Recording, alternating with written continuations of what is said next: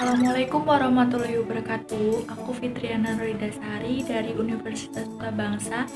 Hari ini aku mau memaparkan materi tentang malformasi kongenital mata kuliah anatomi fisiologi yang diampu oleh Ibu Lisdia Dewi Arini MSc.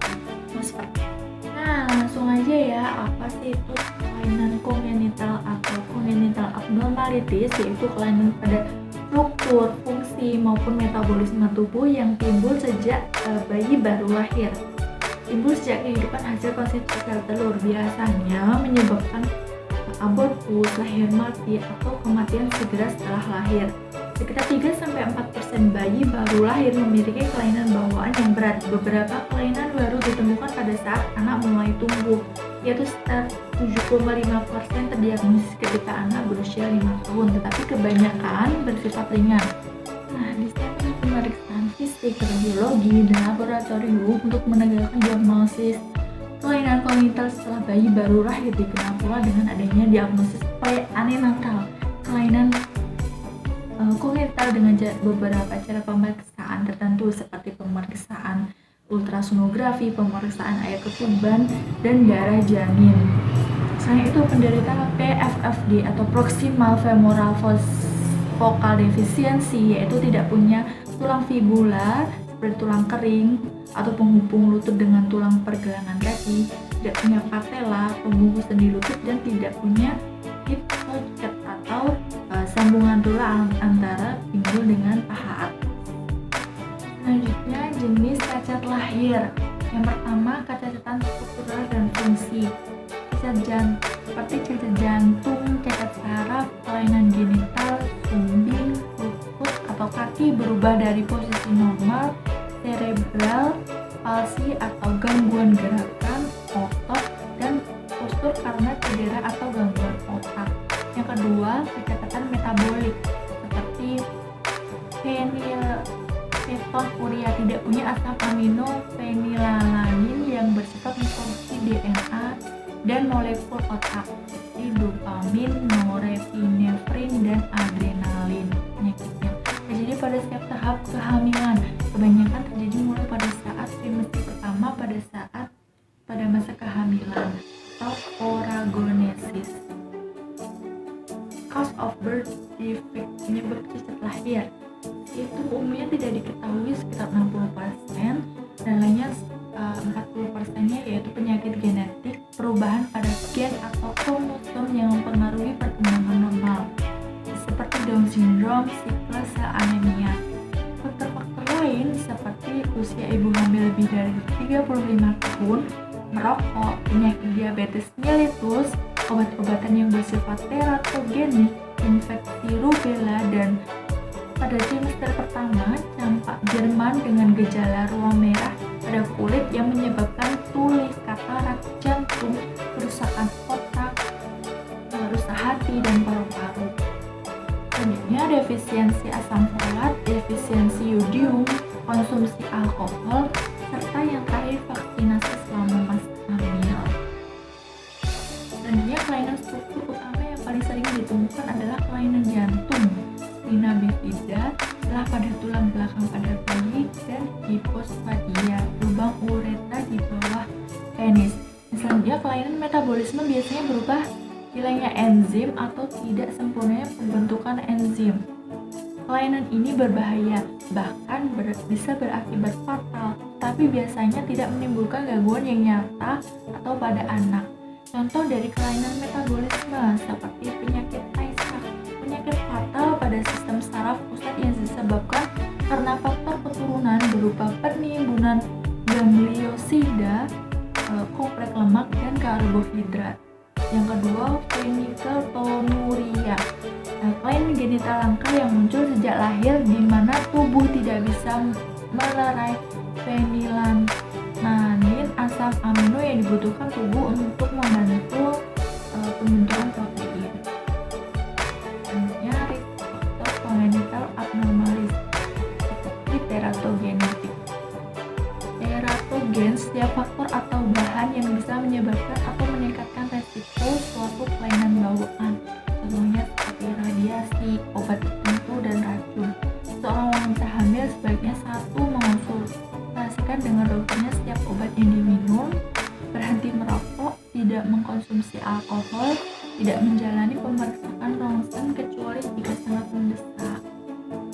Beberapa infeksi selama kehamilan yang dapat menyebabkan sejumlah kelainan bawaan. Pertama, sindroma rubella congenital ditandai dengan gangguan penglihatan atau pendengaran, kelainan jantung, keterbelakangan mental, dan cerebral palsy. Yang kedua, infeksi toxoplasmosis pada ibu hamil bisa menyebabkan infeksi mata yang berakibat fatal, gangguan pendengaran, ketidakmampuan belajar, pembesaran hati atau limfa, keterbelakangan mental, dan cerebral palsy. Yang ketiga, infeksi virus herpes genitalis pada ibu hamil jika diturunkan pada bayi sebelum atau selama proses persalinan berlangsung bisa menyebabkan kerusakan otak, cerebral palsy, gangguan penglihatan atau pendengaran, serta kematian pada bayi. Yang keempat, sindroma varicella congenital disebabkan dasar air dan bisa menyebabkan terbentuknya jaringan pada otot dan tulang, kelainan bentuk dan kelumpuhan pada anggota gerak kepala yang berukuran lebih kecil dari normal, kebutaan, kejang, dan keterbelakangan mental. Yang kedua yaitu faktor fisik pada rahim. Di dalam rahim, bayi terendam oleh cairan ketuban yang merupakan pelindung terhadap cedera. Jumlah cairan yang abnormal bisa menyebabkan adanya kelainan bawaan. Cairan ketuban yang terlalu sedikit bisa mempengaruhi pertumbuhan paru-paru dan anggota gerak tubuh. Penimbunan cairan ketuban terjadi jika janin mengalami gangguan menelan. Usia kehamilan 8 bulan, air ketuban 800 ml. Usia kehamilan 10 bulan, air ketuban 600 ml. Air ketuban terlalu banyak, selanjutnya air ketuban terlalu sedikit, selanjutnya ketuban pecah dini, selanjutnya ketuban pecah pada kehamilan 37 minggu. Yang ketiga, gizi. Kekurangan asam folat bisa meningkatkan resiko terjadinya spina bifida, kelainan tabung saraf. Yang keempat, faktor genetik dan kromosom. Yang pertama, genetik memegang peran dalam beberapa kelainan bawaan.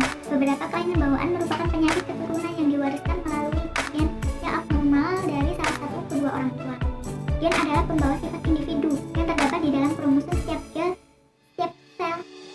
di dalam tubuh manusia. Jika satu gen hilang atau cacat, bisa terjadi kelainan bawaan. Selanjutnya, pola pewarisan kelainan genetik yaitu autosom dominan, autosom resesif, extrinsic yielding symptoms atau gejala. Kelainan bawaan yang menyebabkan gangguan fisik atau mental atau bisa berakibat fatal. Terdapat lebih dari 4.000 jenis kelainan bawaan, mulai dari yang ringan sampai yang serius. Dan meskipun banyak yang diantaranya dapat diobati maupun disembuhkan, tetapi kelainan bawaan tetap merupakan penyebab utama dari kematian pada tahun pertama kehidupan bayi. Selanjutnya, diagnosis. Selama menjalani perawatan prenatal, ada beberapa jenis tes yang ditawarkan pada semua wanita hamil. Tes screening, ada pula beberapa jenis tes yang ditawarkan hanya kepada wanita atau pasangan suami istri yang memiliki faktor resiko. Tidak ada tes yang sempurna. Seseorang bayi mungkin saja terlahir dengan kelainan bawaan meskipun hanya tesnya negatif. Jika tes memberikan hasil yang positif, biasanya perlu dilakukan tes lebih lanjut. Jadi adanya tes screening. Apa itu tes screening? Tes screening dilakukan meskipun seorang wanita hamil tidak memiliki gejala maupun faktor risiko. Bila tes screening menunjukkan hasil positif, dianjurkan untuk menjalani tes diagnostik. Screening prenatal bisa membantu menentukan adanya infeksi atau keadaan lain pada ibu yang berbahaya bagi janin dan membantu menentukan adanya kelainan bawaan tertentu pada janin. Tes screening terdiri dari pemeriksaan darah, pemeriksaan USG. Selanjutnya, diagnostik tes. Tes diagnosis biasanya dilakukan jika tes screening memberikan hasil positif jika wanita hamil memiliki faktor risiko. Tes diagnostik terdiri dari amniocentesis, contoh. Selanjutnya,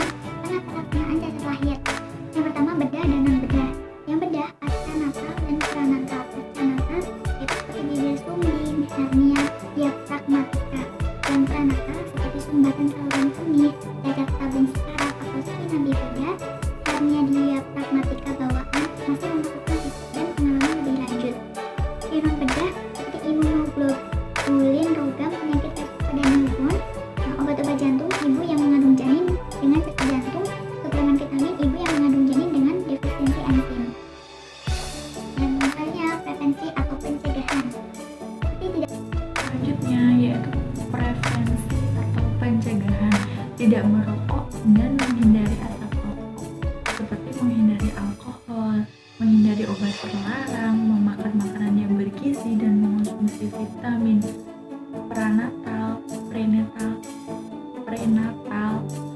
melakukan olahraga dan istirahat yang cukup, melakukan pemeriksaan prenatal secara rutin, mengonsumsi suplemen asam folat, menjalani vaksinasi sebagai perlindungan terhadap infeksi, menghindari zat-zat yang berbahaya. Selanjutnya, vaksinasi. Vaksinasi membantu mencegah penyakit akibat infeksi meskipun semua vaksin aman diberikan pada masa hamil. Tapi akan lebih baik jika semua vaksin yang dibutuhkan telah dilaksanakan sebelum hamil.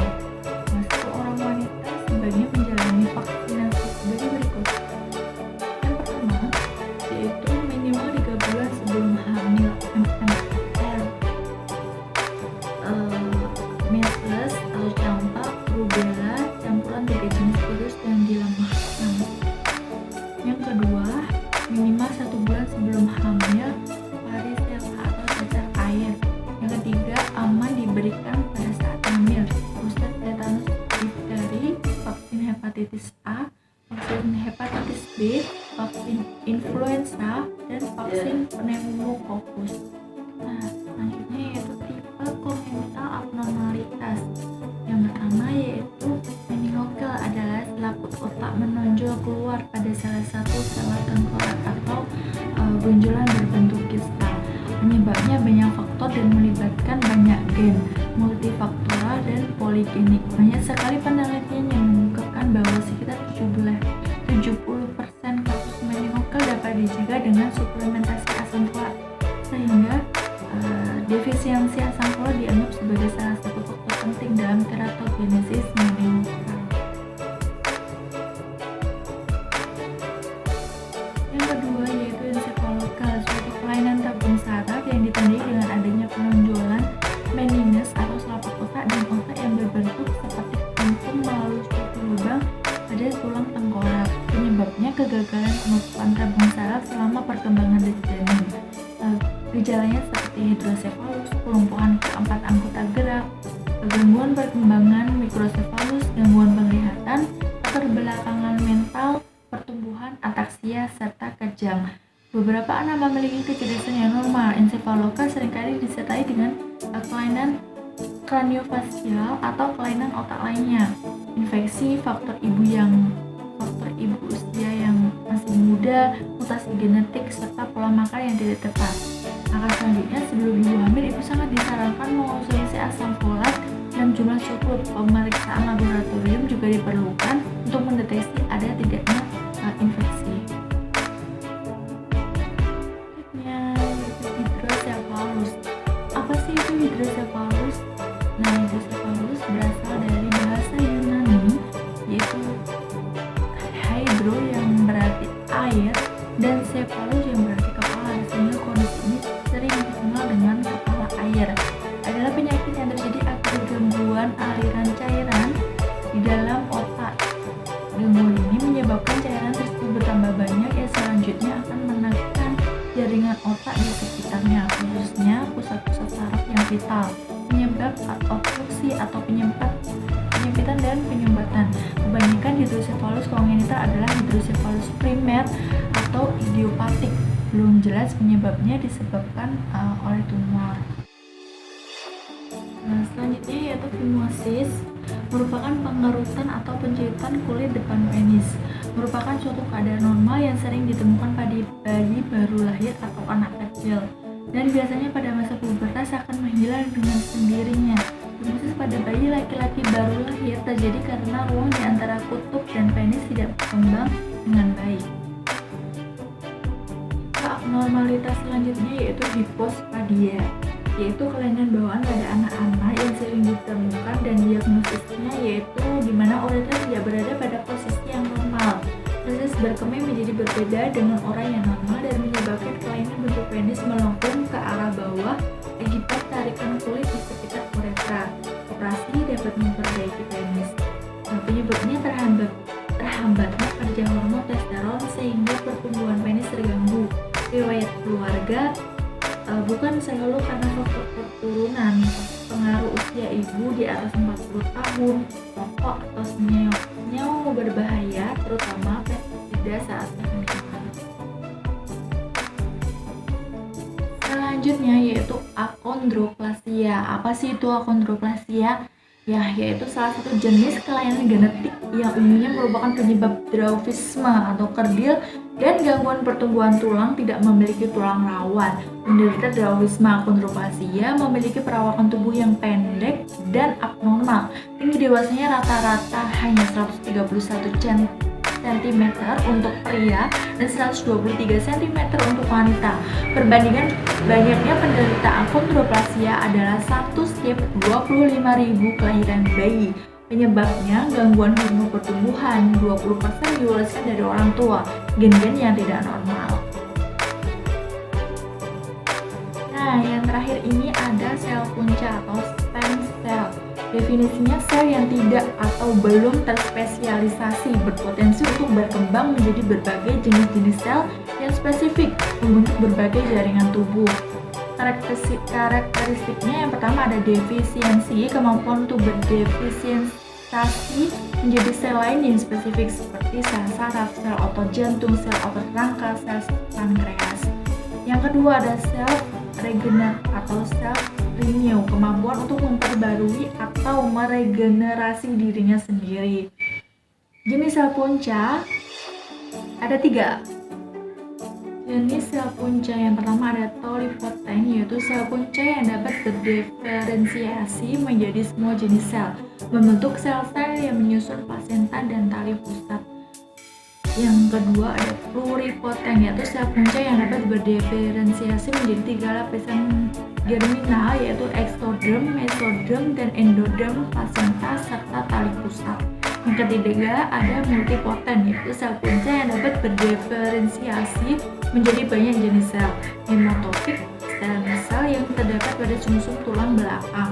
Dan yang terakhir unipoten, yaitu sel punca yang mampu berdiferensiasi menjadi hanya satu jenis sel hanya dapat memperbarui dan meregenerasi diri atau self regenerator, yaitu seperti erythroid progenitor cell yang hanya mampu berdiferensiasi menjadi sel darah merah. Terima kasih telah menonton video ini. Saya sendiri, Fitriana Nurindasari, meminta maaf apabila dalam